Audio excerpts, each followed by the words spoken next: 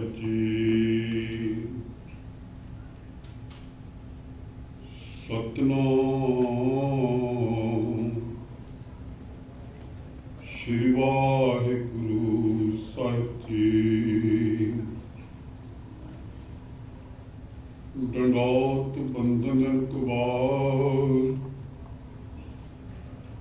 ਸਰਬ ਕਲਾ ਸਮਰਥ ਡੋਲਣ ਕੇ ਰੱਖੋ ਪ੍ਰਭੂ ਨਾਨਕ ਦੇ ਕਰ ਹੱਥ। ਗਿਆਨ ਅੰਜਨ ਗੁਰ ਦਿਆ ਅਗਿਆਨ ਅੰਧੇਰ ਵਿਨਾਸ਼। ਹਰ ਕਿਰਪਾ ਤੇ ਸੰਤ ਭੇਟਿਆ ਨਾਨਕ ਮਨ ਪਰਗਾਸ। ਸਤਿਕਾਰਯੋਗ ਗੁਰੂ ਰੂਪ ਸਾਧ ਸੰਗਤ ਜੀ, ਆਓ ਫਤਿਹ ਦੀ ਸਾਂਝ ਕਰੀਏ। ਵਾਹਿਗੁਰੂ ਜੀ ਕਾ ਖਾਲਸਾ, ਵਾਹਿਗੁਰੂ ਜੀ ਕੀ ਫਤਿਹ। ਸਾਧ ਸੰਗਤ, ਸਿੱਖ ਪੰਥ ਦੀਆਂ ਮਹਾਨ ਸੰਸਥਾਵਾਂ ਅਤੇ ਪਰੰਪਰਾਵਾਂ ਜਿਨ੍ਹਾਂ ਦੇ ਕਾਰਨ ਅੱਜ ਸਾਰੇ ਸੰਸਾਰ ਵਿੱਚ ਸਿੱਖ ਪੰਥ ਦਾ ਮਾਨਯੋਗ ਸਥਾਨ ਹੈ। ਗੁਰੂ ਨਾਨਕ ਪਾਤਸ਼ਾਹ ਦੇ ਫਲਸਫੇ ਦੀ ਸੰਸਾਰ ਦੇ ਕੋਨੇ-ਕੋਨੇ ਵਿੱਚ ਚਰਚਾ ਹੈ।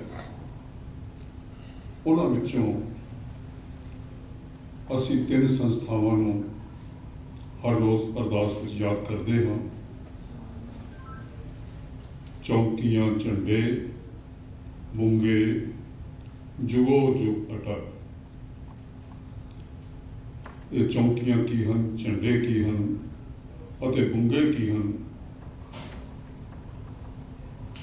ਇਹ ਹਰ ਸਿੱਖ ਨੂੰ ਪਤਾ ਹੋਣਾ ਚਾਹੀਦਾ ਹੈ, ਕਿਉਂਕਿ ਸਾਡੀਆਂ ਇਹ ਸੰਸਥਾਵਾਂ ਸਾਡੇ ਲਈ ਬੜੀਆਂ ਹੀ ਮਾਨਯੋਗ ਹਨ ਅਤੇ ਇਹਨਾਂ ਨੇ ਸਾਡੇ ਇਤਿਹਾਸ ਨੂੰ ਹਮੇਸ਼ਾ ਹੀ ਨਵੇਂ ਅਰਥ ਦਿੱਤੇ ਹਨ। ਇਸ ਤੋਂ ਪਹਿਲਾਂ ਚੱਲ ਰਹੀ ਵਿਚਾਰ ਲੜੀ ਵਿੱਚ ਅਸੀਂ ਚੌਂਕੀਆਂ ਤੇ ਝੰਡਿਆਂ ਬਾਰੇ ਗੱਲ ਕਰ ਚੁੱਕੇ ਹਾਂ। ਅੱਜ ਇਸ ਲੜੀ ਦੇ ਤੀਜੇ ਲੈਕਚਰ ਵਿੱਚ ਬੁੰਗਿਆਂ ਬਾਰੇ ਕੁਝ ਵਿਚਾਰ ਸਾਂਝੇ ਕਰਾਂਗੇ। ਚੌਂਕੀਆਂ ਝੰਡੇ ਬੁੰਗੇ ਜੁਗੋ ਜੁਗ ਅਟਲ। ਬੁੰਗਾ ਕੀ ਹੈ? ਜੁਗੋ ਜੁਗ ਅਟਲ ਅਸੀਂ ਰੋਜ਼ ਅਰਦਾਸ ਵਿੱਚ ਕਹਿੰਦੇ ਹਾਂ ਕਿ ਹਮੇਸ਼ਾ ਹੀ ਹਰ ਯੁੱਗ ਵਿੱਚ ਜਦੋਂ ਤੱਕ ਇਹ ਦੁਨੀਆ ਰਹੇਗੀ ਇਹ ਸਾਡੇ ਬੁੰਗੇ ਹਮੇਸ਼ਾ ਕਾਇਮ ਰਹਿਣਗੇ। ਇਹ ਬੁੰਗੇ ਕੀ ਹਨ? ਸਾਧ ਸੰਗਤ, ਬੁੰਗਾ ਸ਼ਬਦ ਫਾਰਸੀ ਵਿੱਚੋਂ ਆਇਆ ਹੈ, ਜਿਸ ਦੇ ਅਰਥ ਹਨ ਰਹਿਣ ਦੀ ਥਾਂ। ਇਹ ਡਿਵੈਲਿੰਗ ਯੂਨਿਟ, ਜਿੱਥੇ ਰਿਹਾਇਸ਼ ਹੋਵੇ ਉਸਨੂੰ ਬੁੰਗਾ ਕਹਿੰਦੇ ਨੇ। ਇੱਕ ਹੋਰ ਵੀ ਅਰਥ ਆਇਆ ਹੈ ਕਿ ਜਦੋਂ ਪੁਰਾਣੇ ਜ਼ਮਾਨੇ ਵਿੱਚ ਫੌਜਾਂ ਦੇ ਯੁੱਧ ਹੁੰਦੇ ਸਨ ਤਾਂ ਅਖੀਰਲੇ ਹਿੱਸੇ ਵਿੱਚ ਇੱਕ ਅਜਿਹਾ ਪ੍ਰਬੰਧ ਹੁੰਦਾ ਸੀ ਜਿੱਥੇ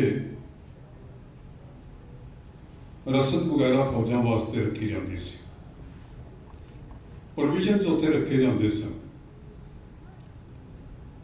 ਉਸ ਨੂੰ ਵੀ ਬੁੰਗਾ ਕਿਹਾ ਜਾਂਦਾ ਸੀ। ਉਹ ਵੀ ਇੱਕ ਤਰ੍ਹਾਂ ਸੰਭਾਲ ਦੀ ਥਾਂ ਸੀ, ਰਹਿਣ ਦੀ ਥਾਂ ਸੀ। ਸਿੱਖ ਇਤਿਹਾਸ ਵਿੱਚ ਬੁੰਗਿਆਂ ਦੀ ਬੜੀ ਭਾਰੀ ਮਹਾਨਤਾ ਹੈ। ਸ਼੍ਰੀ ਗੁਰੂ ਰਾਮਦਾਸ ਜੀ ਨੇ ਜਦੋਂ ਅੰਮ੍ਰਿਤਸਰ ਵਿੱਚ ਸਰੋਵਰ ਦੀ ਖੁਦਾਈ ਸ਼ੁਰੂ ਕੀਤੀ ਤਾਂ ਅਸੀਂ ਇਤਿਹਾਸ ਵਿੱਚ ਆਮ ਪੜ੍ਹਦੇ ਹਾਂ, ਅਨੇਕਾਂ ਸਾਖੀਆਂ ਵੀ ਹਨ ਕਿ ਸਤਿਗੁਰੂ ਜੀ ਆਪਣੇ ਸਿੱਖਾਂ ਦੇ ਨਾਲ ਆਪ ਬੈਠ ਕੇ ਸਾਰੇ ਕੰਮ ਦੀ ਨਿਗਰਾਨੀ ਕਰਦੇ ਸਨ। ਸਰੋਵਰ ਦੀ ਪਟਾਈ ਔਰ ਇਹਦੇ ਨਾਲ ਸੰਬੰਧਿਤ ਹੋਰ ਜਿੰਨੇ ਵੀ ਕੰਮ ਸਨ, ਗੁਰੂ ਰਾਮਦਾਸ ਜੀ ਮਹਾਰਾਜ ਨੇ ਆਪ ਆਪਣੇ ਸਾਹਮਣੇ ਕਰਵਾਏ ਅਤੇ ਉਸ ਸਮੇਂ ਦੇ ਉੱਘੇ ਸਿੱਖਾਂ ਨੇ ਉਹਦੇ ਵਿੱਚ ਹਿੱਸਾ ਲਿਆ। ਉਸ ਸਮੇਂ ਜਦੋਂ ਸਰੋਵਰ ਦੀ ਉਸਾਰੀ ਹੋ ਰਹੀ ਸੀ, ਸਰੋਵਰ ਦੇ ਆਲੇ ਦੁਆਲੇ ਕੁਝ ਇੱਕ ਕਮਰੇ ਬਣਾਏ ਗਏ ਸਨ, ਜਿੱਥੇ ਕੰਮ ਕਰਨ ਪਿੱਛੋਂ ਸਿੱਖ ਆਰਾਮ ਕਰਦੇ ਸਨ ਔਰ ਸਤਿਗੁਰੂ ਜੀ ਵੀ ਵਿਸ਼ਰਾਮ ਕਰਦੇ ਸਨ। ਉਸ ਕਮਰੇ ਨੂੰ, ਉਸ ਆਰਾਮ ਦੀ ਥਾਂ ਨੂੰ ਸਭ ਤੋਂ ਪਹਿਲਾਂ ਗੁਰੂ ਰਾਮਦਾਸ ਜੀ ਨੇ ਗੁੰਗਾ ਆਖਿਆ। ਅੱਜ ਤੁਸੀਂ ਦਰਬਾਰ ਸਾਹਿਬ ਜਾਓ, ਹਰਿਮੰਦਰ ਸਾਹਿਬ ਜਾਓ ਤਾਂ ਤੁਸੀਂ ਵੇਖਦੇ ਹੋ ਕਿ ਸਰੋਵਰ ਦੇ ਦੁਆਲੇ ਚੌੜੀ ਪਰਿਕਰਮਾ ਹੈ ਔਰ ਪਰਿਕਰਮਾ ਦੇ ਨਾਲ ਨਾਲ 4 ਚੁਫੇਰੇ ਕਮਰੇ ਹਨ। ਇਹ ਕਮਰੇ ਸਾਡੇ ਗੁੰਗੇ ਹਨ। ਅੱਜ ਇਹ ਵੇਖਣ ਨੂੰ ਸਧਾਰਨ ਕਮਰੇ ਪ੍ਰਤੀਤ ਹੁੰਦੇ ਨੇ। ਸੰਗਮਰਮਰ ਵੀ ਲੱਗਾ ਹੋਇਆ ਹੈ, ਹੋਰ ਵੀ ਅਨੇਕਾਂ ਤਰੀਕਿਆਂ ਦੇ ਨਾਲ ਇਹਨਾਂ ਨੂੰ ਖੂਬਸੂਰਤ ਬਣਾਇਆ ਗਿਆ ਹੈ, ਪਰ ਇਹਨਾਂ ਦੀ ਸਭ ਤੋਂ ਵੱਡੀ ਖੂਬਸੂਰਤੀ ਇਹ ਹੈ ਕਿ ਇਹਨਾਂ ਦੇ ਵਿੱਚ ਸਾਡਾ ਇਤਿਹਾਸ ਛੁਪਿਆ ਹੋਇਆ ਹੈ। ਇਹਨਾਂ ਗੁੰਗਿਆਂ ਦੇ ਪਿੱਛੇ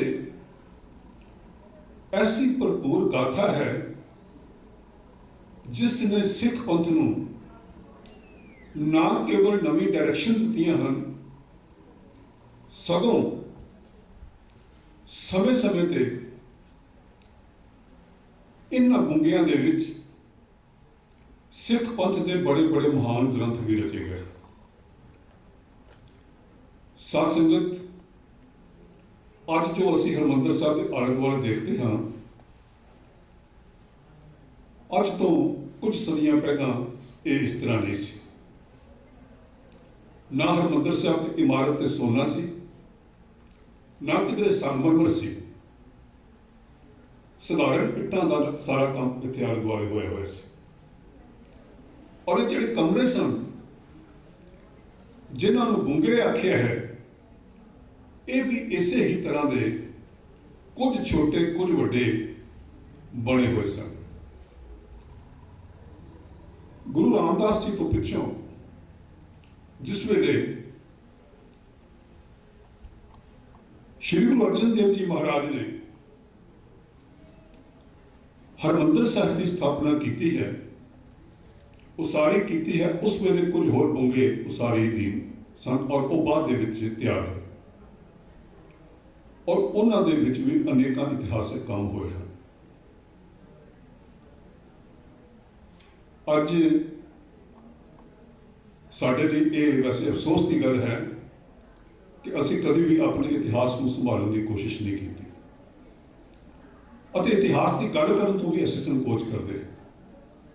ਪਰ ਕੌਮਾਂ ਉਹ ਜਿਉਂਦੀਆਂ ਨੇ ਜੋ ਹਮੇਸ਼ਾ ਆਪਣੇ ਇਤਿਹਾਸ ਨੂੰ ਯਾਦ ਰੱਖਦੀਆਂ, ਕਿਉਂਕਿ ਇਤਿਹਾਸ ਨੂੰ ਯਾਦ ਰੱਖਣ ਨਾਲ ਇੱਕ ਤਾਂ ਸਾਨੂੰ ਹੁਲਾਰਾ ਮਿਲਦਾ ਹੈ ਕਿ ਸਾਡੇ ਵੱਡਿਆਂ ਨੇ ਕੀ ਕੰਮ ਕੀਤੇ ਸਨ, ਸਾਡੇ ਲਈ ਕਿਹੜੇ ਪੂਰਨੇ ਪਾਏ ਸਨ, ਸਾਡਾ ਹੈਰੀਟੇਜ ਕੀ ਹੈ। ਔਰ ਦੂਸਰੀ ਚੀਜ਼ ਇਹ ਹੈ ਕਿ ਇਤਿਹਾਸ ਵਿੱਚ ਕਦੀ ਕੁਝ ਗਲਤੀਆਂ ਹੋਈਆਂ ਹਨ ਤਾਂ ਉਹਨਾਂ ਤੋਂ ਅਸੀਂ ਸਿੱਖਿਆ ਵੀ ਗ੍ਰਹਿਣ ਕਰਦੇ ਹਾਂ ਤਾਂ ਕਿ ਭਵਿੱਖ ਵਿੱਚ ਉਹ ਚੀਜ਼ਾਂ ਨਾ ਹੋਣ। ਇਤਿਹਾਸ ਬਹੁਤ ਵੱਡੀ ਚੀਜ਼ ਹੈ। ਜਿਹੜੀਆਂ ਕੌਮਾਂ ਇਤਿਹਾਸ ਨੂੰ ਯਾਦ ਨਹੀਂ ਰੱਖਦੀਆਂ ਉਹ ਪਛਤਾਉਂਦੀਆਂ ਹਨ। ਇਹ ਕਥਨ ਬੜੇ ਵਿਦਵਾਨਾਂ ਨੇ ਇਹ ਕਹੇ ਹਨ।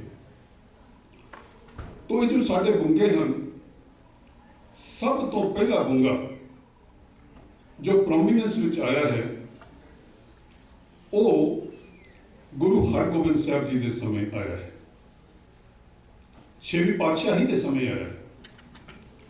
ਅੱਜ ਜਿਸ ਨੂੰ ਅਸੀਂ ਅਕਾਲ ਤਖਤ ਕਹਿੰਦੇ ਹਾਂ ਔਰ ਜਿਹੜਾ ਸਾਡੇ 5 ਤਖਤਾਂ ਵਿੱਚੋਂ ਸੁਪਰੀਮ ਤਖਤ ਹੈ, ਸਿੱਖਾਂ ਦੀ ਟੈਂਪਰਲ ਪਾਵਰ ਦਾ, ਦੁਨਿਆਵੀ ਸ਼ਕਤੀ ਦਾ ਪ੍ਰਤੀਕ ਹੈ, ਭਗਤੀ ਤੇ ਸ਼ਕਤੀ ਦਾ ਸੁਮੇਲ ਦਰਸਾਉਣ ਵਾਲੀ ਸੰਸਥਾ ਹੈ, ਉਸ ਦਾ ਪਹਿਲਾ ਨਾਮ ਵੀ ਅਕਾਲ ਬੁੰਗਾ ਸੀ, ਕਿਉਂਕਿ ਇਹ ਇੱਕ ਕਮਰੇ ਦੇ ਰੂਪ ਵਿੱਚ, ਰਿਹਾਇਸ਼ੀ ਰੂਪ ਦੇ ਵਿੱਚ ਇਹ ਹੋਂਦ ਵਿੱਚ ਆਇਆ ਹੈ। ਸ਼੍ਰੀ ਗੁਰੂ ਹਰਗੋਬਿੰਦ ਸਾਹਿਬ ਜੀ ਨੇ ਜਿਹੜਾ ਅਕਾਲ ਤਖਤ ਬਣਾਇਆ ਸੀ, ਉਹ ਇੱਕ ਥੜੇ ਦੇ ਰੂਪ ਵਿੱਚ ਸੀ, ਜਿਸ ਦੇ ਉੱਤੇ ਬੈਠ ਕੇ ਸਤਿਗੁਰੂ ਜੀ ਉਪਦੇਸ਼ ਕਰਿਆ ਕਰਦੇ ਸਨ। ਪਰ ਛੇਤੀ ਹੀ ਇਹ ਇੱਕ ਕਮਰੇ ਦਾ ਰੂਪ ਧਾਰਨ ਕਰ ਗਿਆ, ਇੱਕ ਬਹੁਤ ਵੱਡੀ ਵਿਸ਼ਾਲ ਇਮਾਰਤ ਬਣ ਗਿਆ, ਔਰ ਸਤਿਗੁਰੂ ਜੀ ਨੇ ਇਸ ਨੂੰ ਆਪ ਅਕਾਲ ਬੁੰਗਾ ਕਿਹਾ। ਤੇ ਤਖਤ ਇਹ ਉਦੋਂ ਬਣਿਆ ਹੈ ਜਦੋਂ ਸਿੱਖ ਪੰਥ ਦੀ ਸ਼ਕਤੀ ਜਿਹੜੀ ਹੈ ਇਸ ਦੇ ਆਲੇ ਦੁਆਲੇ ਇਕੱਠੀ ਹੋਣੀ ਸ਼ੁਰੂ ਹੋਈ ਹੈ। ਸਾਧ ਸੰਗਤ, ਸ਼੍ਰੀ ਗੁਰੂ ਗੋਬਿੰਦ ਸਿੰਘ ਜੀ ਮਹਾਰਾਜ ਤੋਂ ਪਿੱਛੋਂ ਲਗਭਗ 99 ਸਾਲ ਸਿੱਖਾਂ ਨੇ ਬੜਾ ਭਾਰੀ ਸੰਘਰਸ਼ ਕੀਤਾ ਹੈ, ਬਹੁਤ ਭਾਰੀ ਕੁਰਬਾਨੀਆਂ ਕੀਤੀਆਂ ਹਨ, ਬਹੁਤ ਭਾਰੀ ਸ਼ਹੀਦੀਆਂ ਦਿੱਤੀਆਂ ਹਨ, ਬਹੁਤ ਭਾਰੀ ਯੁੱਧ ਲੜੇ, ਅਨੇਕਾਂ ਸ਼ਹੀਦ ਹੋਏ ਹਨ, ਅਨੇਕਾਂ ਸੂਰਬੀਰ ਹੋਏ ਹਨ, ਅਨੇਕਾਂ ਸੂਰਮੇ ਹੋਏ ਹਨ, ਜਿਨ੍ਹਾਂ ਨੇ ਵਕਤ ਦੀ ਹਕੂਮਤ ਨੂੰ, ਜ਼ਾਲਮ ਹਕੂਮਤ ਨੂੰ ਹਿੰਦੁਸਤਾਨ ਦੀ ਧਰਤੀ ਤੇ ਠੱਲ ਪਾਈ। ਨਹੀਂ ਤਾਂ ਹਿੰਦੁਸਤਾਨ ਨੂੰ ਲੁੱਟਣ ਵਾਲਿਆਂ ਦੀਆਂ ਲਾਈਨਾਂ ਲੱਗੀਆਂ ਰਹਿੰਦੀਆਂ ਸੀ। ਸ਼੍ਰੀ ਗੁਰੂ ਗੋਬਿੰਦ ਸਿੰਘ ਜੀ ਮਹਾਰਾਜ ਨੇ ਐਸੀ ਸਪਿਰਿਟ ਭਰੀ ਸੀ, ਖਾਲਸੇ ਦੀ ਸਾਜਨਾ ਕਰਕੇ, ਕਿ ਸਿੱਖ ਸੂਰਬੀਰਾਂ ਨੇ ਪੱਛਮ ਤੋਂ ਆਉਣ ਵਾਲੇ,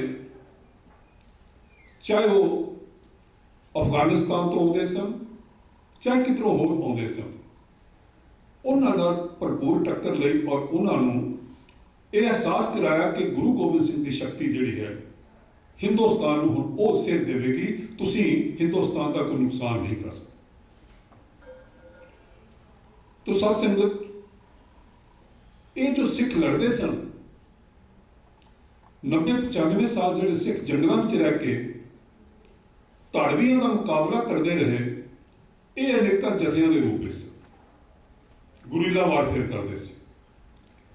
ਜਿਸ ਵੇਲੇ ਉਹ ਧਾੜਵੀ ਆਉਂਦੇ ਸੀ, ਉਹ ਦਿੱਲੀ ਨੂੰ ਲੁੱਟ ਕੇ ਵਾਪਸ ਮੁੜਨ ਲੱਗਦੇ ਸੀ, ਸਿੱਖ ਉਹਨਾਂ ਤੇ ਹਮਲਾ ਕਰਕੇ ਉਹਨਾਂ ਨੂੰ ਲੁੱਟ ਲੈਂਦੇ ਸੀ। ਜਿਹੜੀਆਂ ਹਿੰਦੂ ਬਹੁ ਬੇਟੀਆਂ ਨੂੰ ਉਹ ਕੈਦੀ ਬਣਾ ਕੇ ਲਿਜਾਂਦੇ ਸੀ, ਸਿੱਖ ਉਹਨਾਂ ਨੂੰ ਛੁਡਾ ਕੇ, ਭੈਣਾਂ ਦੀ ਤਰ੍ਹਾਂ ਛੁਡਾ ਕੇ ਵਾਪਸ ਪਰਿਵਾਰਾਂ ਵਿੱਚ ਲਿਆਉਂਦੇ ਸੀ। ਉਹ ਜਿਹੜਾ 90 ਸਾਲ ਦਾ ਸਮਾਂ ਹੈ, ਹੌਲੀ ਹੌਲੀ ਕਰਦੇ ਜਿਹੜੇ ਸਿੱਖਾਂ ਦੇ ਛੋਟੇ ਛੋਟੇ ਗਰੁੱਪ ਸਨ, ਇਹ ਵੱਡੇ ਵੱਡੇ ਜਥਿਆਂ ਦੇ ਰੂਪ ਵਿੱਚ ਤਬਦੀਲ ਹੋ ਗਏ। ਕਿਤੇ ਅਸੀਂ ਪੰਥ ਪ੍ਰਕਾਸ਼ ਵਰਗੀ ਜੋ ਸਾਡੀ ਰਚਨਾ ਹੈ, ਇਤਿਹਾਸ ਦੀ ਪੁਸਤਕ ਹੈ, ਉਹਨੂੰ ਪੜ੍ਹੀਏ ਤਾਂ ਸਾਨੂੰ ਪਤਾ ਲੱਗਦਾ ਹੈ ਕਿ ਸਾਡੇ ਬਜ਼ੁਰਗਾਂ ਨੇ ਬਹੁਤ ਹੀ ਕਠਿਨ ਕਾਰਨਾਂ ਕਰਕੇ ਇਹ ਜੋ ਰਾਜ ਭਾਗ ਹੈ ਔਰ ਇਹ ਜੋ ਕੌਮ ਹੈ, ਇਹਦੀ ਅੰਗ ਔਰ ਇਹਦਾ ਸਨਮਾਨ ਵੀ ਉੱਚਾ ਕੀਤਾ ਹੈ, ਔਰ ਹਿੰਦੁਸਤਾਨ ਦੀ ਇੱਜ਼ਤ ਨੂੰ ਵੀ ਬਚਾਇਆ ਹੈ। ਇਸ ਸਮੇਂ ਦੇ ਵਿੱਚ ਹੌਲੀ ਹੌਲੀ ਇਹ ਜੋ ਜਥੇ ਸਨ, ਇਹਨਾਂ ਦੀ ਗਿਣਤੀ 65-66 ਹੋ ਗਈ ਸੀ, ਪਰ ਕਈ ਵਾਰੀ ਇਹ ਆਪਸ ਵਿੱਚ ਲੜਦੇ ਸੀ। ਫਿਰ ਇੱਕ ਸਮਾਂ ਐਸਾ ਆਇਆ, ਸਿੱਖਾਂ ਨੇ ਬੈਠ ਕੇ ਵਿਚਾਰਾਂ ਕੀਤੀਆਂ ਕਿ ਸਾਨੂੰ ਇਕੱਠੇ ਹੋਣਾ ਚਾਹੀਦਾ, ਕਿਉਂਕਿ ਏਕਤਾ ਵਿੱਚ ਬਰਕਤ ਹੈ, ਏਕਤਾ ਦੇ ਨਾਲ ਅੱਗੇ ਵਧਿਆ ਜਾ ਸਕਦਾ ਹੈ। ਇਹ ਸਾਰੇ ਗਰੁੱਪ ਅਲਟੀਮੇਟਲੀ 12 ਗਰੁੱਪਾਂ ਦੇ ਵਿੱਚ ਤਬਦੀਲ ਹੋਏ। ਟੋਟਲ 12 ਸਿੱਖ ਫੌਜਾਂ ਕਹਿ ਲਓ, ਸਿੱਖ ਪ੍ਰਿੰਸੀਪੈਲਿਟੀਜ਼ ਕਹਿ ਲਓ, ਸਿੱਖਾਂ ਦੇ ਇਲਾਕੇ ਕਹਿ ਲਓ, ਸਿੱਖਾਂ ਦੇ ਮੁੱਢਲੇ ਰਾਜ ਕਹਿ ਲਓ, ਪਰ ਇਤਿਹਾਸ ਵਿੱਚ ਇਹ ਮਿਸਲਾਂ ਦੇ ਨਾਲ ਪ੍ਰਸਿੱਧ ਹਨ ਕਿ ਸਿੱਖਾਂ ਦੀਆਂ 12 ਮਿਸਲਾਂ ਸਨ। ਮਿਸਲ ਸ਼ਬਦ ਜਿਹੜਾ ਹੈ ਇਹ ਵੀ ਫਾਰਸੀ ਤੋਂ ਆਇਆ ਹੈ, ਇਹਦਾ ਮਤਲਬ ਹੈ ਫਾਈਲ, ਜਿਵੇਂ ਅੱਜ ਕੱਲ੍ਹ ਅਸੀਂ ਫਾਈਲ ਕਹਿ ਦਿੰਦੇ ਹਾਂ। ਇਹ ਕੀ ਕਰਦੇ ਸੀ ਕਿ ਅਕਾਲ ਬੁੰਗੇ ਦੇ ਵਿੱਚ ਹਰ ਮਿਸਲ ਨੇ ਆਪਣੀ ਫਾਈਲ ਰੱਖੀ ਹੋਈ ਸੀ, ਔਰ ਇਹ ਸਾਲ ਵਿੱਚ 2 ਵਾਰ ਇਕੱਠੇ ਹੁੰਦੇ ਸੀ, ਇੱਕ ਵਾਰੀ ਵਿਸਾਖੀ ਤੇ ਔਰ ਇੱਕ ਵਾਰ ਦੀਵਾਲੀ ਤੇ ਹਰ ਮਿਸਲ ਦੀ ਫਾਈਲ ਕੱਢ ਕੇ ਇਹ ਉੱਥੇ ਦੱਸਿਆ ਜਾਂਦਾ ਸੀ, ਰਿਪੋਰਟ ਕੀਤਾ ਜਾਂਦਾ ਸੀ ਕਿ ਅਸੀਂ ਹੁਣ ਤੱਕ ਕੀ ਕੀਤਾ ਹੈ, ਅੱਗੋਂ ਕੀ ਕਰਨਾ ਹੈ, ਔਰ ਗੁਰੂ ਸਾਹਿਬ ਦੇ ਸਾਨੂੰ ਕੀ ਹੁਕਮ ਨੇ, ਉਹਨਾਂ ਨੂੰ ਅਸੀਂ ਸੰਸਾਰ ਵਿੱਚ ਕਿਵੇਂ ਫੈਲਾਉਣਾ ਹੈ। ਸਾਹਮਣੇ ਹਰਿਮੰਦਰ ਸਾਹਿਬ ਦੇ ਅੰਦਰੋਂ कीर्तन की धुनी गूंजती सी ते सिख जिहड़े सी अपने डिसीजन लिया करते सी किते बैठ के अकाल बूंगे दे। अकाल बूंगा सिख सियासत का धुरा बन गया, सिख की चढ़ती कला का प्रतीक बन गया और सिखा ने जिन्ने भी महान फैसले लए ने उस समय अकाल बूंगे विच बैठ के लए और उसको अकाल तख्त का ना दे के ये दसिया कि असी हुण तख्त वाले हो गए हाँ, असी हुण थरोन वाले हो गए हाँ, असी हुण संसार के उत्ते राज नहीं करेंगे। साध संगत, अकाल बूंगा अकाल तख्त सिखां की शक्ति का प्रतीक है और यह साडा सब तो पहला बूंगा है। इस थान ते बैठ के सिख गुरमते करिया करते थे। सारी कौमां सारे देश रेजोल्यूशन करते हैं, साढ़े देश भी मते पास किए जाते हैं, वक्-वक् संस्थावां मते पास करदियां ने। मता होर चीज़ है, गुरमता होर चीज़ है। गुरमता वो चीज़ है कि जिहड़े गुरु के उद्देश ने उन्होंने असीं किवें लागू करना है। रेजोल्यूशन कोई भी हो सकता है पर गुरमता केवल वो हो सकता है जो गुरु के आशे नूं प्रचारण वास्ते ते प्रसारण वास्ते किया जाए। सो साडे पहले जिहड़े गुरमते ने वो सारे अकाल बूंगे विच बैठ के सिखां ने कीते ने और इस बूंगे की मानता इसकी शान हमेशा की तरह वधदी रही है। सारे इतिहास में ये हमेशा ही सिख कौम लई अगवाई का प्रतीक बने रहा है।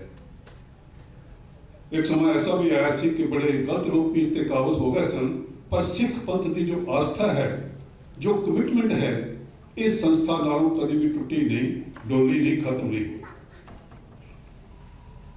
तो जिस वेले ये 12 मिसलों के लोग दरबार साहब आया करते सन, इन्होंने रहने की थां चाहिए होंगी सी। इन्होंने फिर काम नवे बूंगे बनाने शुरू किया। दरबार साहब के आले दुआले कमरे उसारने शुरू किए। इन्हों कुछ कमरे तो सरदारों के निजी होंगे से, चीफ के जो चीफ होंगे से मिसलों के उन्होंने होंगे से। जे रामगढ़िया मिसल है तो बूंगा रामगढ़िया, जे होर कोई मिसल है बूंगा कन्हैया, इस तरह जो मालवे तो कुछ सिख इकट्ठे हुए ने बूंगा मलवईया। इस तरह करके आपो अपने इलाके के हिसाब नाल इन्होंने कमरे बनाए। कई छोटे सन, कई बड़े सन, कई कमरे टोटल मिसलों के सन कि उत्थे मिसलों के 100 बंदा आके भी रह सकता सी, बड़े सन, ते कई छोटे सिर्फ जिसे सरदार या उहदा जिहड़ा निजी स्टाफ सी वो ठहरिया करता सी। ये बूंगे हमेशा वक्-वक् आकार के वक्-वक् समयां दे विच रहे। अहमद शाह बटालिया एक बड़ा इतिहासकार होया है जिन्हें 1817 ईस्वी दे विच तवा रेखे हिंदा लिखी। हिंद का इतिहास कह सकते हैं आप, तवा रेखे हिंदा। उन्हें सब तो पहला डिटेल के नाल ये लिखिया है कि बूंगे किन्ने हैं और बूंगिया की की इंपॉर्टेंस है।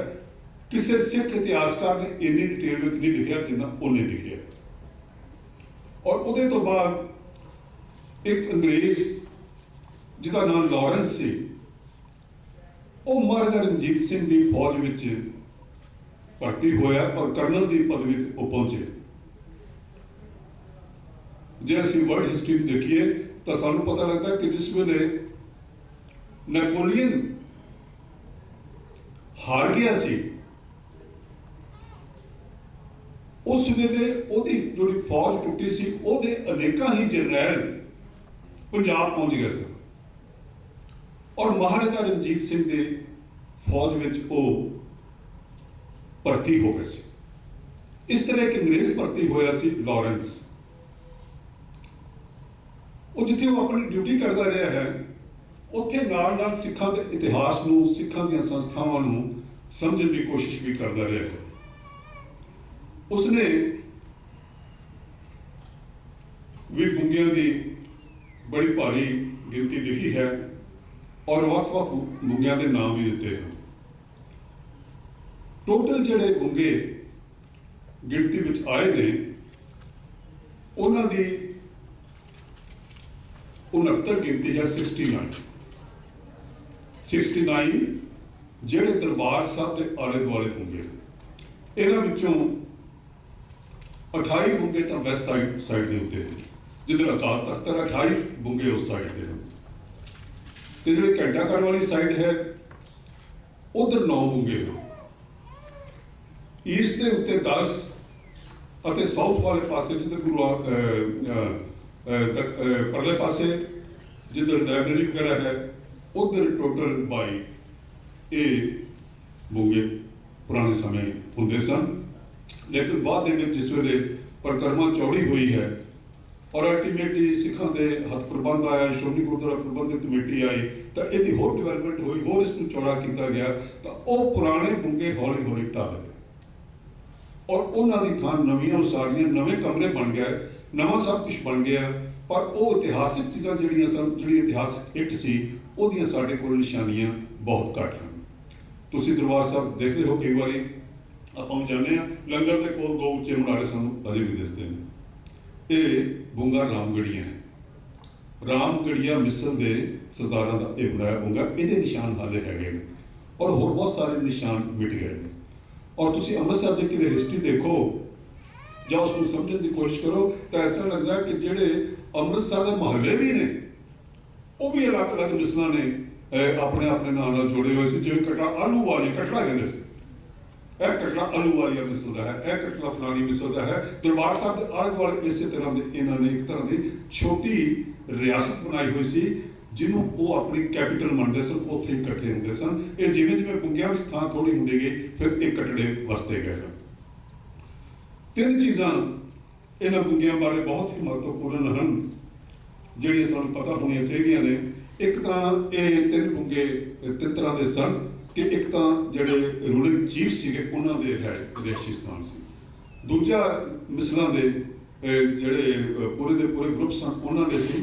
ਔਰ ਤੀਸਰਾ ਸਾਡੇ ਸੈਕਟਸ ਜਿਹੜੇ ਅਲੱਗ-ਅਲੱਗ ਧਾਰਮਿਕ ਸੈਕਟਸ ਸਮੇਂ-ਸਮੇਂ ਆਉਂਦੇ ਰਹੇ ਨੇ ਉਹਨਾਂ ਦੇ ਵੀ ਬੁੰਗੇ ਸਨ, ਜਿਨ੍ਹਾਂ ਨੂੰ ਅਸੀਂ ਸਿੱਖ ਸੈਮੀਨਰੀਜ਼ ਕਹਿ ਸਕਦੇ ਹਾਂ।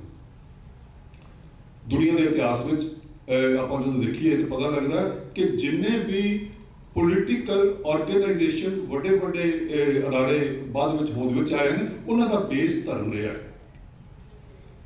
ਤੁਸੀਂ ਲੰਡਨ ਚਲੇ ਜਾਓ, ਆਕਸਫੋਰਡ ਯੂਨੀਵਰਸਿਟੀ ਵਿੱਚ ਚਲੇ ਜਾਓ, ਆਕਸਫੋਰਡ ਯੂਨੀਵਰਸਿਟੀ ਸਭ ਤੋਂ ਪੁਰਾਣੀ ਯੂਨੀਵਰਸਿਟੀ ਕਹੀ ਜਾਂਦੀ ਹੈ। ਔਰ ਉੱਥੇ ਹੈ ਕੀ ਸੀ? ਸਭ ਤੋਂ ਪਹਿਲਾਂ ਉੱਥੇ ਮਹੰਤ ਰਹਿੰਦੇ ਸੀ ਜਿਹੜੇ ਧਰਮ ਦੀ ਸਿੱਖਿਆ ਦਿੰਦੇ ਸਨ ਔਰ ਵਿਦਿਆਰਥੀ ਸਿਰਫ ਰਿਲੀਜਨ ਦੀ ਸਿੱਖਿਆ ਲੈਂਦੇ ਸੀ। ਉਸ ਤੋਂ ਹੌਲੀ ਜਿਹੜੀ ਮਾਡਰਨ ਐਜੂਕੇਸ਼ਨ ਹੈ ਉਹਨਾਂ ਸੰਸਥਾਵਾਂ ਵਿੱਚ ਗਈ ਹੈ। ਅੱਜ ਵੀ ਤੁਸੀਂ ਟੇਮਸ ਦਰਿਆ ਦੇ ਕਿਨਾਰੇ ਤੇ ਚਲੇ ਜਾਓ ਤਾਂ ਅਸੀਂ ਦੇਖਦੇ ਹਾਂ ਕਿ ਇਹ ਲੰਡਨ ਦੀ ਪਾਰਲੀਮੈਂਟ ਹੈ, ਬ੍ਰਿਟਿਸ਼ ਪਾਰਲੀਮੈਂਟ, ਇਹ ਬਿਗ ਬੈਨ ਘੜੀ ਲੱਗੀ ਹੋਈ ਹੈ ਸਾਨੂੰ ਅਸੀਂ ਦੇਖਦੇ ਹਾਂ। ਲੇਕਿਨ ਇਹਦੇ ਪਿੱਛੇ ਹਿਸਟਰੀ ਕੀ ਹੈ ਕਿ ਇਹਦੇ ਨਾਲ ਇੱਕ ਵੈਸਟਮਿੰਸਟਰ ਐਬੇ ਖਾਨਗਾਹ ਹੈ, ਪੁਰਾਣਾ ਧਰਮ ਸਥਾਨ ਹੈ, ਉਹਦੇ ਅੰਦਰ ਰਹਿ ਕੇ ਜਿਹੜੇ ਪ੍ਰਚਾਰਕ ਹੁੰਦੇ ਸੀ, ਮਿਸ਼ਨਰੀ ਹੁੰਦੇ ਸੀ ਕ੍ਰਿਸਚੀਅਨਿਟੀ ਦੇ, ਉਹ ਉੱਥੇ ਬੈਠ ਕੇ ਪੜ੍ਹਿਆ ਕਰਦੇ ਸੀ, ਬਾਈਬਲ ਦਾ ਪਾਠ ਕੀਤਾ ਜਾਂਦਾ ਸੀ। ਔਰ ਹੌਲੀ ਉਹ ਜਿਹੜੀ ਵੈਸਟਮਿੰਸਟਰ ਐਬੇ ਹੈ ਉਹ ਇੱਕ ਧਾਰਮਿਕ ਯੂਨੀਵਰਸਿਟੀ ਦੇ ਵਿੱਚ ਰੂਪ ਵਿੱਚ ਡਿਵੈਲਪ ਹੋਈ। ਲੇਕਿਨ ਤਾਂ ਇੰਪੈਕਟ ਇੰਨਾ ਸੀ ਕਿ ਜਦੋਂ ਬ੍ਰਿਟਿਸ਼ ਪਾਰਲੀਮੈਂਟ ਵੀ ਹੋਂਦ ਵਿੱਚ ਆਈ ਹੈ ਤੇ ਵੈਸਟਮਿੰਸਟਰ ਨੂੰ ਨਹੀਂ ਛੱਡਿਆ ਜਾ ਸਕਿਆ। ਐਕਚੁਅਲੀ ਵੈਸਟਮਿੰਸਟਰ ਹੈ ਕੀ ਹੈ? ਜਿਹੜਾ ਪੁਰਾਣਾ ਲੰਡਨ ਸੀ ਉਹਦੇ ਵਿੱਚ ਇੱਕ ਗਿਰਜਾ ਘਰ ਸੀ ਜਿਹਨੂੰ ਸੇਂਟ ਪਾਲ ਕੈਥੀਡਰਲ ਅਸੀਂ ਅੱਜ ਵੀ ਕਹਿੰਦੇ ਹਾਂ। ਉਹ ਬੜਾ ਉਹਨਾਂ ਦਾ ਪੁਰਾਣਾ ਹੈ। ਲੇਕਿਨ ਜਿਹੜੀ ਵੈਸਟ ਪਾਸੇ ਵੱਲ ਡਿਵੈਲਪਮੈਂਟ ਹੋਈ ਹੈ ਉਹਦੇ ਵਿੱਚ ਉਸ ਵੇਲੇ ਗਿਰਜਾ ਘਰ ਕੋਈ ਨਹੀਂ ਸੀ ਤੇ ਉਹਦਾ ਨਾਂ ਉਹਨਾਂ ਨੇ ਵੈਸਟਮਿੰਸਟਰ ਰੱਖਿਆ। ਉਸ ਗਿਰਜਾ ਘਰ ਦਾ ਜਿਹੜਾ ਐਬੇ ਦੇ ਬਿਲਕੁਲ ਅੱਗੇ ਜਿਹੜੇ ਲੰਡਨ ਗਏ ਉਹਨਾਂ ਵੇਖੀ ਹੋਈ, ਉਸ ਥਾਂ ਦੇ ਉੱਤੇ ਬੜੇ ਵਿਦਵਾਨ ਹੋਏ। ਅੰਗਰੇਜ਼ੀ ਦਾ ਸਭ ਤੋਂ ਵਧੀਆ ਕਵੀ ਜੌਨ ਮਿਲਟਨ, ਜਿਹਨੇ ਪੈਰਾਡਾਈਜ਼ ਲੌਸਟ, ਪੈਰਾਡਾਈਜ਼ ਰੀਗੇਨ ਤੇ ਅਨੇਕਾਂ ਹੀ ਮੈਟਾਫਿਜ਼ੀਕਲ ਅਨੇਕ ਤਰ੍ਹਾਂ ਦੀ ਮੈਟਾਫਿਜ਼ੀਕਲ ਪੋਇਟਰੀ ਲਿਖੀ ਹੈ। ਹੀ ਵਾਜ਼ ਅ ਪਾਸਟਰ ਦੇਅਰ।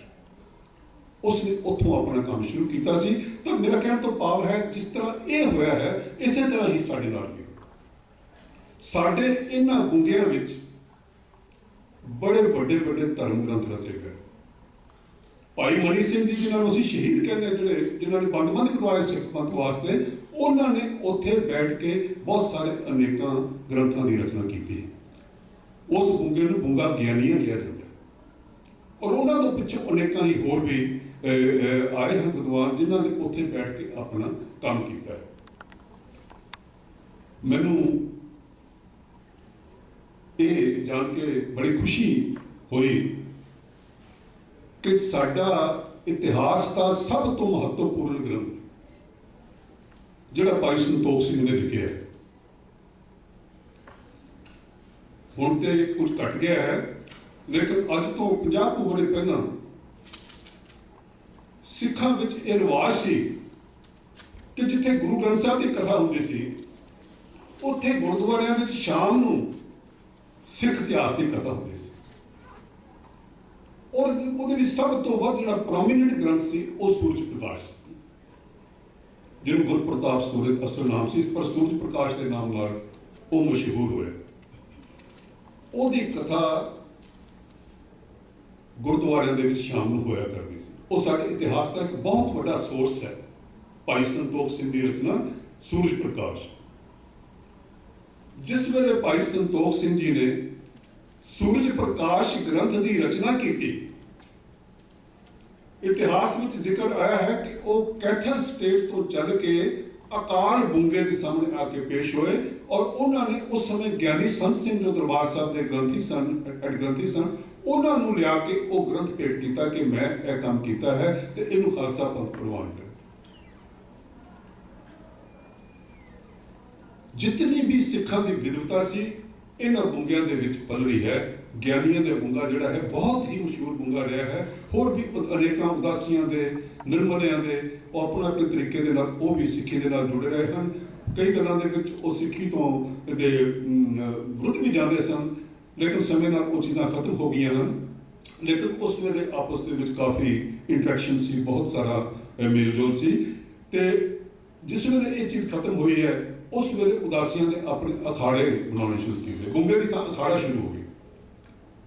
तुसीं देखिया होना कि जिधर असीं इशनान करते हैं तो भंजनी बेरी वाले पासे उधर कोने में एक बिल्डिंग सी पुरानी जिन्होंने अखाड़ा ब्रह्मकुटा कहते थे। वो उदासियां का अखाड़ा है। अखाड़े का मतलब भी यही है कि उन्होंने रहने की थां, उन्होंने अहाता जिथे वो इकट्ठे होकर रहते हैं। इस तरह के अखाड़े क्योंकि उदासी जिहड़े सी वो श्रोमणी कमेटी के आने तो बाद हौली हौली सिख पंथ तो दूर होंदे गए ने, क्योंकि वो चीज़ों तो दूर चले गए सन जिहड़ी कि गुरु साहब की बेसिक फिलोसफी सी, बेसिक सिद्धांत सी। तो भाई संतोख सिंह का जिहड़ा ग्रंथ है, मैं एक दिन पढ़ रहा सी कि वो ग्रंथ भाई वीर सिंह ने उहदे ते कमेंटरी लिखी, प्रोज दे विच कमेंटरी लिखी। और कमेंटरी लिखी तो नाल उन्होंने दसिया कि इस ग्रंथ में आ चीज जी है इस सिक्खी के अनुकूल नहीं। और इस 20वीं सदी के आके सिखों में बड़ी भारी जागृति आई है। और वो जागृति का सिट्टा ही है कि जिहड़ा सूरज प्रकाश की कथा जी है वो गुरुद्वारे में घट गई, क्योंकि ऐसा महसूस किया गया कि बहुत सारी गल्लां गलत ने जिहड़ियां सिक्खी के अनुसार नहीं है। पर किवें हुई? कहा जाता है कि अकाल तख्त के उत्ते जिहड़ा वो ग्रंथ लिया के भाई संतोख सिंह ने दिता सी, वो ओरिजिनल कापी जिहड़ी है उतों कुछ लोगों ने गायब कर दी, वो अज तक नहीं मिल सकी। उस ग्रंथ नूं कुछ ब्राह्मणिक सोच वाले बंदे जां कुछ सिक्खी के विरोधी कह सकते हैं, उन्होंने कोल चला गया कि उन्होंने उसके विच बड़े वादे घाटे किए। तो बाद दे विच जिहड़ियां भी कापियां साढ़े सामने पंथ में आईयां उन्होंने बहुत भारी मिलावट सी, जिस करके ये चीज़ां भाई संतोख सिंह के नाम जुड़दियां रही कि वो होर प्रभावां के अधीन काम करते रहे हैं।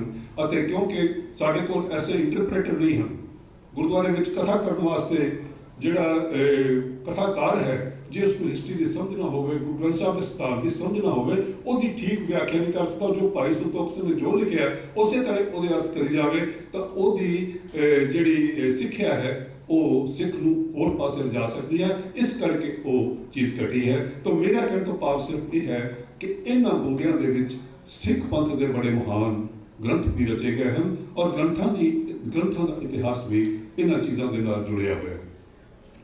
ਸੋ ਅਸੀਂ ਯਤਨ ਕਰੀਏ ਕਿ ਸਾਨੂੰ ਇਹਨਾਂ ਸੰਸਥਾਵਾਂ ਦੀ ਸਮਝ ਲੱਗੇ, ਇਹਨਾਂ ਦੇ ਨਾਲ ਜੁੜੀਏ ਤੇ ਇਹਨਾਂ ਤੋਂ ਜੋ ਕੁਝ ਸਾਨੂੰ ਪ੍ਰਾਪਤ ਹੋਇਆ ਹੈ ਤੇ ਜਿਹੜਾ ਕੁਝ ਸਾਡਾ ਅਜੇ ਛੁਪਿਆ ਹੋਇਆ ਹੈ ਜਾਂ ਗਵਾਚ ਗਿਆ ਹੈ ਉਹਦੀ ਵੀ ਭਾਲ ਕਰਨ ਦੀ ਕੋਸ਼ਿਸ਼ ਕਰੀਏ। ਤੇ ਇਹਦੇ ਲਈ ਸੰਸਥਾਵਾਂ, ਵੱਡੀਆਂ ਸੰਸਥਾਵਾਂ ਕੰਮ ਕਰ ਸਕਦੀਆਂ ਨੇ। ਸਿੱਖ ਵੀ ਆਪਣੇ ਤੌਰ ਦੇ ਉੱਤੇ ਜਿਹਨੂੰ ਕੋਈ ਇਹਦੇ ਵਿੱਚ ਸ਼ੌਕ ਹੈ, ਇੰਗਲੈਂਡ ਦੀਆਂ ਜੋ ਅੰਗਰੇਜ਼ਾਂ ਦੀਆਂ ਲਾਇਬ੍ਰੇਰੀਆਂ ਹਨ, ਮਿਊਜ਼ੀਅਮ ਹਨ, ਬ੍ਰਿਟਿਸ਼ ਮਿਊਜ਼ੀਅਮ ਹੈ, ਵਿਕਟੋਰੀਆ ਐਂਡ ਐਲਬਰਟ ਮਿਊਜ਼ੀਅਮ ਹੈ, ਅਨੇਕਾਂ ਮਿਊਜ਼ੀਅਮ ਨੇ ਸਾਡੇ ਪ੍ਰਾਚੀਨ ਹੱਥ ਲਿਖਤਾਂ ਦੇ ਨਾਲ ਭਰੇ ਪਏ ਨੇ। ਉੱਥੇ ਜਾ ਕੇ ਕੋਈ ਦੇਖੇ ਕਿ ਸਿੱਖ ਕੀ ਸੀ ਔਰ ਸਿੱਖਾਂ ਨੂੰ ਕਿਸ ਤਰੀਕੇ ਨਾਲ ਇਤਿਹਾਸ ਦੇ ਵਿੱਚ ਮੁਸ਼ਕਲਾਂ ਦਾ ਸਾਹਮਣਾ ਆਇਆ ਹੋਇਆ ਹੈ। ਤਾਂ ਮੇਰਾ ਕਹਿਣ ਤੋਂ ਭਾਵ ਇਹ ਹੈ ਕਿ ਸਾਡੇ ਜਿਹੜੇ ਇਹ ਬੁੰਗੇ ਹਨ ਇਹ ਸਾਨੂੰ ਇੱਕ ਬੜਾ ਹੀ ਸਾਡੇ ਲਈ ਰੋਸ਼ਨ ਮਿਨਾਰੇ ਹਨ। ਸਾਨੂੰ ਆਪਣੇ ਇਤਿਹਾਸ ਦੀ ਸੋਝੀ ਕਰਾਉਣ ਵਾਲੇ ਹਨ, ਆਪਣੇ ਵਿਰਸੇ ਦੀ ਸੋਝੀ ਕਰਾਉਣ ਵਾਲੇ ਹਨ। ਇਸ ਕਰਕੇ ਜਿੱਥੇ ਅਸੀਂ ਹਮੇਸ਼ਾ ਇਹ ਯਾਦ ਰੱਖਣਾ ਕਿ ਇਹਨਾਂ ਦੇ ਅਸੀਂ ਅਟਲ ਹੋਣ ਵਾਸਤੇ ਅਰਦਾਸ ਕਰਨੀ ਹੈ। ਅਸੀਂ ਇਹਨਾਂ ਤੋਂ ਇਹ ਪ੍ਰੇਰਨਾ ਵੀ ਲੈਣੀ ਹੈ ਕਿ ਸਾਡੇ ਬਜ਼ੁਰਗਾਂ ਨੇ ਇੱਥੇ ਬੈਠ ਕੇ ਵੱਡੇ ਵੱਡੇ ਕੰਮ ਕੀਤੇ ਨੇ, ਵੱਡੇ ਵੱਡੇ ਯੁੱਧ ਲੜੇ ਨੇ, ਯੁੱਧ ਪਲਾਨ ਕੀਤੇ ਨੇ, ਬੜੀਆਂ ਜਿੱਤਾਂ ਹਾਸਲ ਕੀਤੀਆਂ ਨੇ, ਬੜੇ ਪੰਥ ਦੇ ਜੋ ਮਸਲੇ ਨੇ ਉਹਨਾਂ ਨੂੰ ਹੱਲ ਕਰਨ ਦੀ ਕੋਸ਼ਿਸ਼ਾਂ ਕੀਤੀਆਂ ਨੇ। ਬੜੀ ਜੋ ਦਾਰਸ਼ਨਿਕ ਗ੍ਰੰਥ ਹਨ ਉਹ ਇੱਥੇ ਲਿਖੇ ਗਏ ਹਨ। ਸੋ ਸਤਿਗੁਰੂ ਕਿਰਪਾ ਕਰਨ ਅਸੀਂ ਇਸ ਵਿਰਸੇ ਵੱਲ ਵੀ ਧਿਆਨ ਦੇਈਏ ਔਰ ਇਹਨਾਂ ਬੁੰਗਿਆਂ ਨੂੰ, ਕਿਉਂਕਿ ਇਹ ਸਾਡੀ ਵਿਰਾਸਤ ਦੇ ਪ੍ਰਤੀਕ ਹਨ, ਇਹਨਾਂ ਨੂੰ ਯਾਦ ਵੀ ਰੱਖੀਏ ਔਰ ਹਰ ਵੇਲੇ ਅਰਦਾਸ ਵਿੱਚ ਇਹ ਕਹਿੰਦੇ ਹੋਏ ਪੂਰੇ ਤਨੋਂ ਮਨੋਂ ਜੁੜ ਕੇ ਇਹਨਾਂ ਚੀਜ਼ਾਂ ਨੂੰ ਯਾਦ ਕਰੀਏ। ਚੌਂਕੀਆਂ ਝੰਡੇ ਬੁੰਗੇ ਜੁਗੋ ਜੁਗ ਅਟਲ, ਧਰਮ ਕਾ ਜੈਕਾਰ ਖਾਲਸਾ ਜੀ ਸਾਹਿਬ, ਬੋਲੋ ਜੀ ਵਾਹਿਗੁਰੂ। ਵਾਹਿਗੁਰੂ ਜੀ ਕਾ ਖਾਲਸਾ, ਵਾਹਿਗੁਰੂ ਜੀ ਕੀ